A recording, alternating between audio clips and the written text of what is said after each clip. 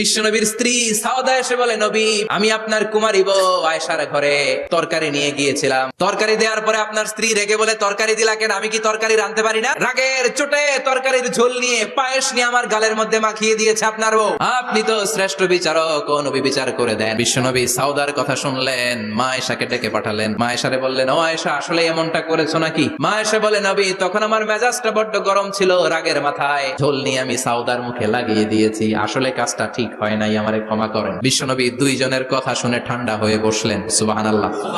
দুইজনের কথা শুনে বিশ্বনবী বললেন, আমার আদালতের রায় হচ্ছে কিসাস। সাউদাকে যেমনি তুমি পায়েস মাখিয়ে দিয়েছো, সাউদাও পায়েসের বাটি থেকে কিছু পায়েস নিয়ে আয়েশার গালে মাখো। সুবহানাল্লাহ পড়েন।